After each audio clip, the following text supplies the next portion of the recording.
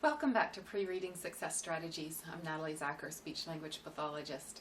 So we're a couple of weeks into our course now, and you've got a couple of strategies under your belt. You've learned about a couple of different strategies to help your child prepare for early reading success. And these strategies are going to be part of your toolkit, so to speak. And so some of these strategies you're going to be able to take out of your toolkit and use them right away, depending on the age of your child, and some of them may have to wait for a little bit later, especially if you have a child who's really young.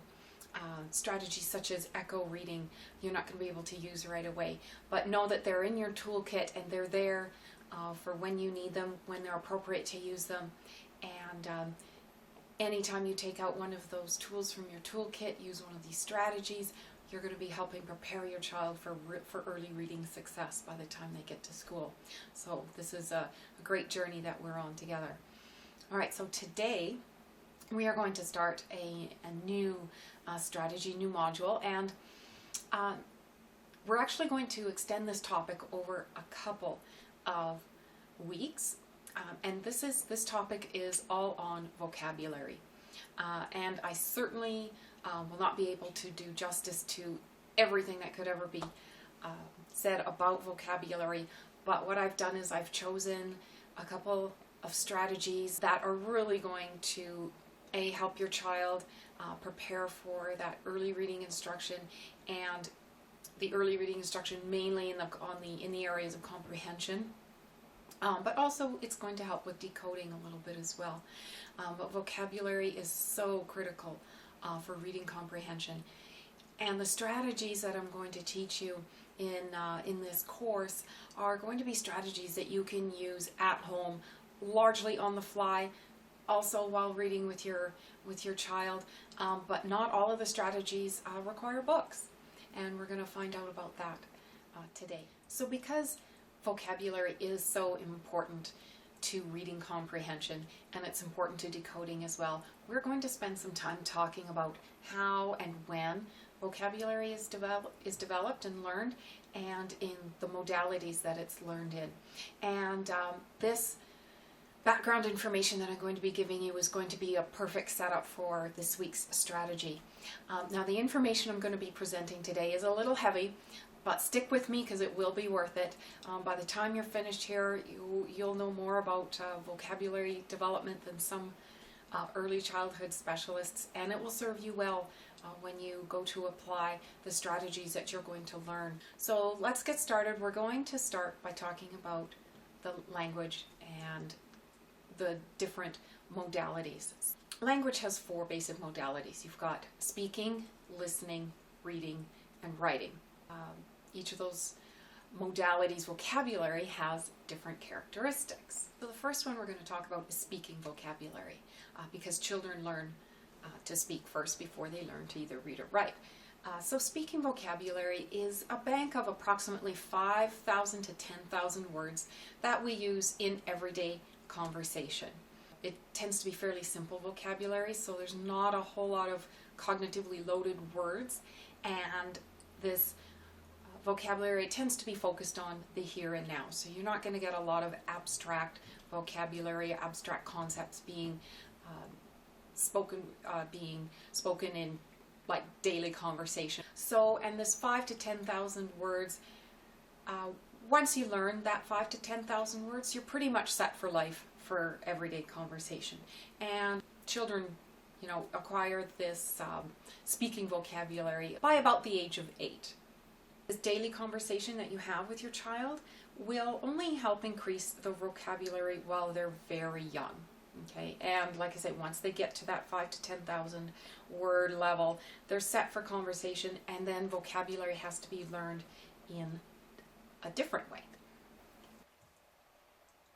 So listening vocabulary are the words that we hear and understand but may not necessarily use. And a person's listening vocabulary develops throughout their lifetime and peaks at about middle age.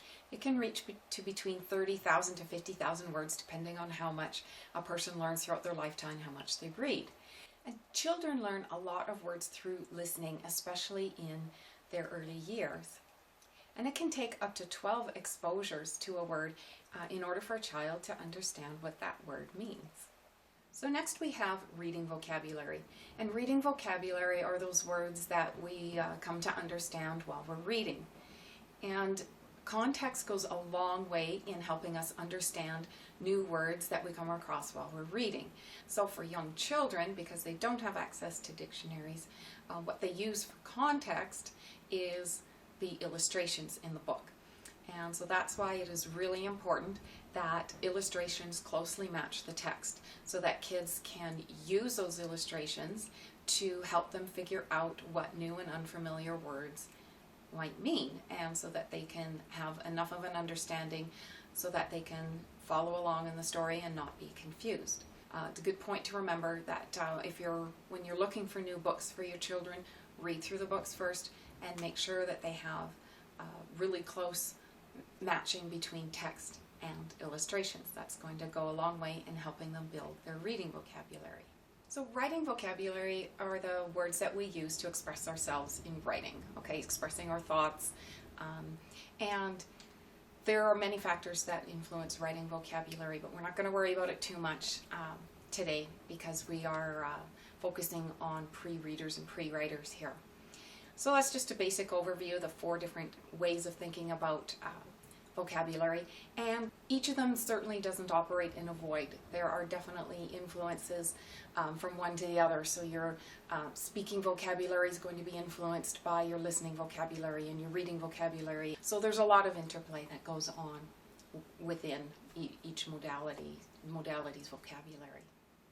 So in the early years, children are mainly building their speaking vocabularies and their listening vocabularies because they're not reading independently yet. Okay, and so let's talk about those two for a minute. The speaking vocabulary, as we discussed before, is approximately between 5,000 and 10,000 words, and they reach that by about the age of 8. A person's listening vocabulary can reach much higher. And yes, it doesn't reach that to middle age, but it certainly goes beyond that, even for younger children. So how are they learning that difference? Okay, and we've touched on this a little bit before. It comes through a couple of modalities, both indirectly and directly. So indirect learning and direct learning. So indirectly learning, they're learning through oral language practice and being read to. And direct learning is through something that's called academic talk. And let me just explain each of those here. Okay, so the first major avenue of indirect vocabulary learning that I want to talk about is the vocabulary that's learned through listening to books. And books provide a really context-rich environment that is ideal for learning new vocabulary. And book language is different from spoken language, so kids are going to be exposed to a whole different type of vocabulary through books. Also, because books have a greater variety of sentence structures than spoken language, children are going to be exposed to the different grammatical structures that accompany those different sentence structures. And by that I mean they're going to be exposed to linguistic concepts such as the words like even though, therefore, whereas, instead of, except. And it's not to say that these words don't occur in conversational speech. They certainly do. They just occur that much more in books. And certainly these types of linguistic concepts are going to be more prevalent in books for older children. Maybe not so much for preschool kids, but even books for preschool children are going to contain different types of sentence structures than you would hear in conversational speech. So these linguistic concepts that I was talking about are really important for kids to be exposed to because they become important for math instruction later on. So they definitely need exposure to and experience with those types of words in order to be successful with math. So books also tend to contain more descriptive vocabulary as well, such as adjectives and adverbs. And again, they do occur in conversational speech, but all that much more so in books.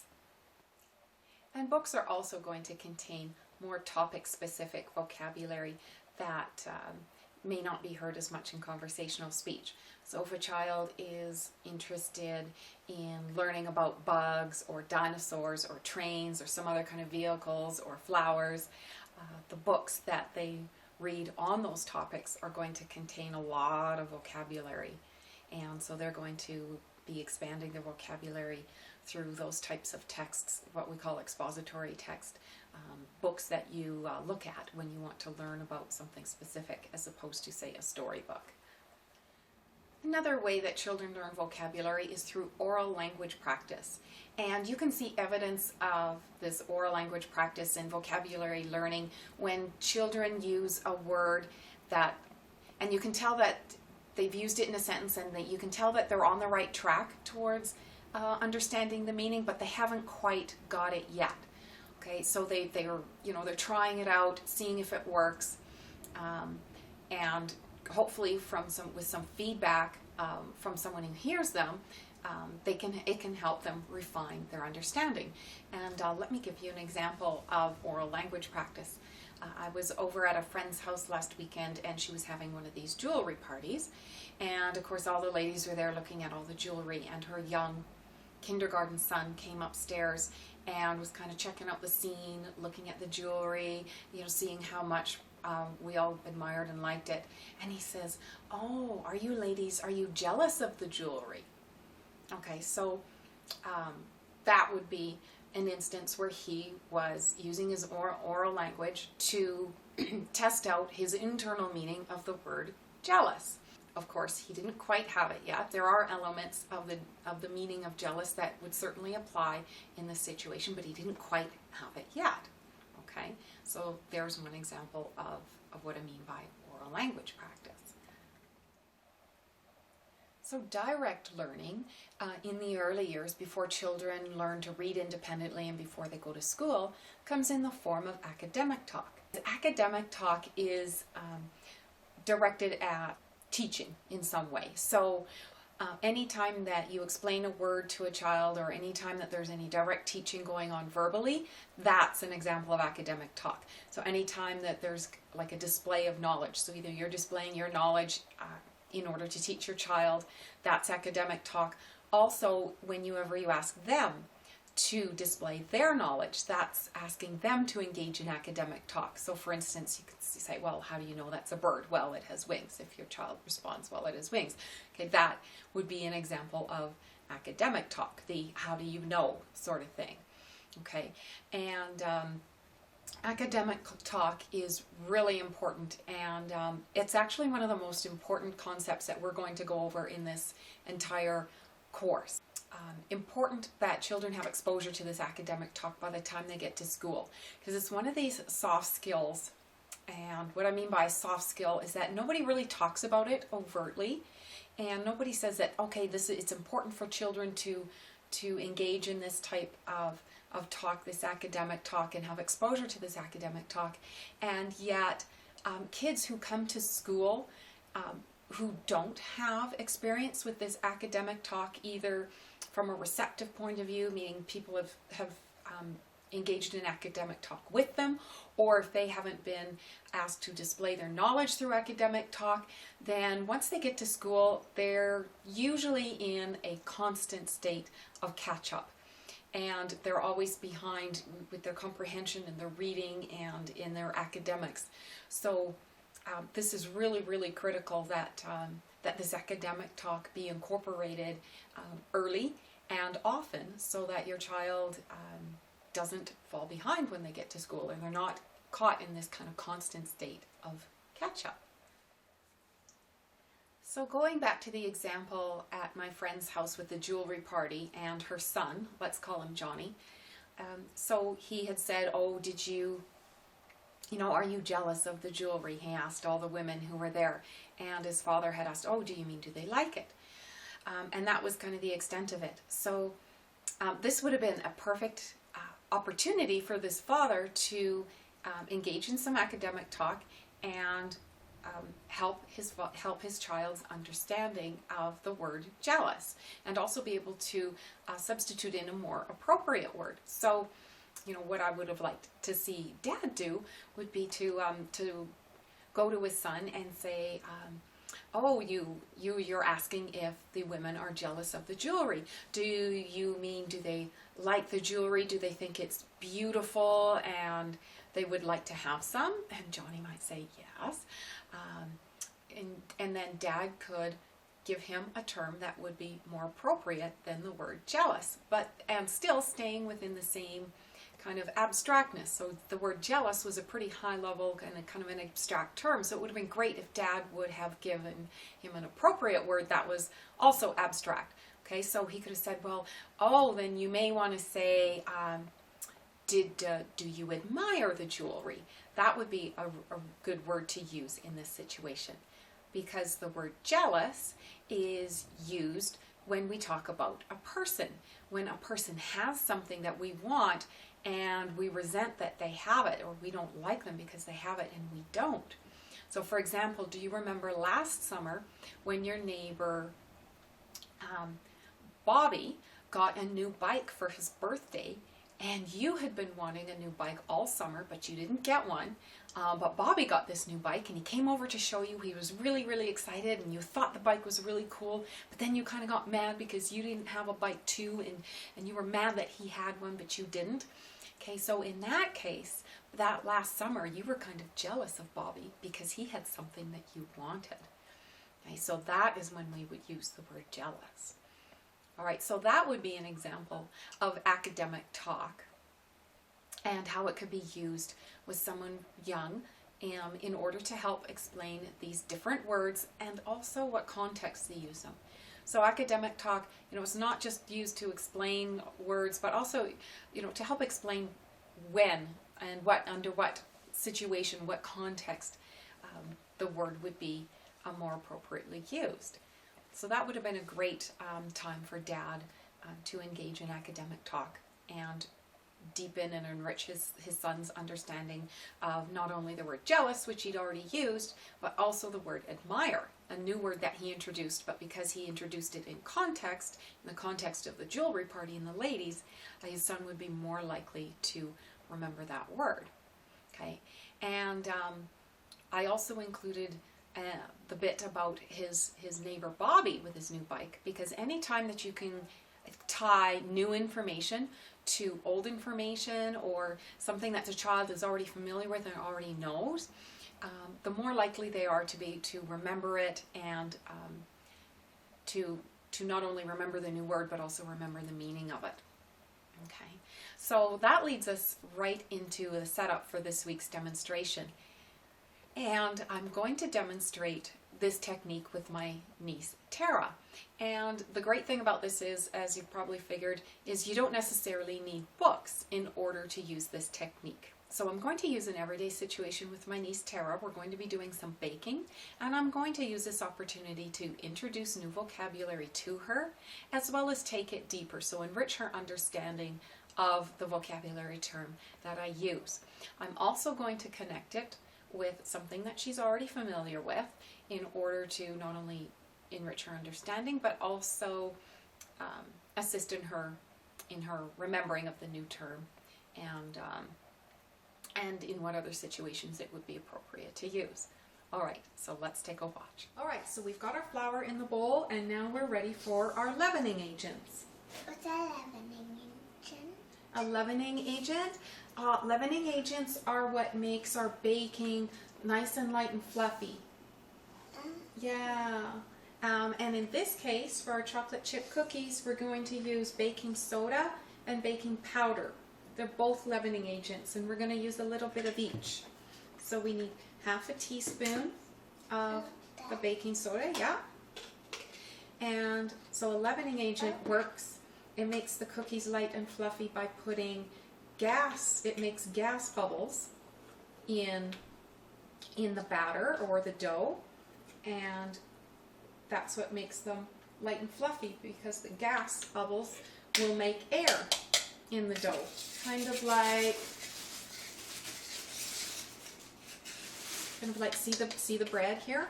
How there's some of them are really big holes and some of them are smaller holes? So the leavening agent made gas, and the gas made the holes in the bread. And see how it's kind of spongy, like a sponge? Yeah, like a squishy. That's thanks to the leavening agent and the gas making those holes. Because if we didn't have a bunch of holes in bread, would it be nice and squishy like this? No, it wouldn't. It would be hard and wouldn't be fluffy at all, or soft. Oh, now we need 1 teaspoon of baking powder. Yeah, and then there's another leavening agent out there, yeast. And you know when Nana makes her cinnamon rolls for us at Christmas time, how they taste nice and fluffy? And yeah, she uses a leavening agent. She uses yeast. Have you ever seen Nana bake her cookies? Or not the cookies, the cinnamon rolls? See, this is what yeast looks like. Those little balls, yeah, you mix them with the sugar and the water, and that's what makes the gas in them. Yeah. So our cookies are going to be nice and light because we used a leavening agent. That's right. So I hope you found that demonstration helpful. If you had a younger child and you still wanted to introduce this technique, and I do encourage you to do so, you may not give them as much information. So for a younger child, what you may do is say for in the context of this example, you may say, oh, okay, well now it's time for a leavening agent. Let's get out our baking soda and baking powder. And you may just leave it at that. So if you're thinking, well, my child is only 2, and what does a 2-year-old need to know about leavening agents? I'd like you to think about it in this way. Ask yourself, what does a 20-year-old need to know about leavening agents? Because remember, we're not raising children here, we're raising adults, future adults. So that's the kind of long-term thinking that I'd like you to keep in mind when you approach this subject. Remember that it takes up to 12 exposures to a word before a child really understands what that word means. And by just exposing your child to the word leavening agent, you're giving them one of those exposures to it. They will hear you use it, and they will see the context in which it is used, and they will start to form their impressions around what leavening agent is. And each time they get another exposure to it, that understanding is going to become refined a little bit more. So remember, this is a marathon, it's not a sprint, and anytime you can expose your child to new vocabulary is a good thing. You're just going to tailor how much information you give them based on their age. Okay, so that is enough for now. It has been a long haul, but thank you for sticking with me. This information is really going to help you when you go to apply these strategies this week. And just a quick favor to ask before we go, if you wouldn't mind hitting the reply button down below and just tell me the ages of your children. That would be really helpful to me in designing future modules for you. All right, so good luck this week. Let me know if you have any questions, and I'll see you again next time. Bye for now.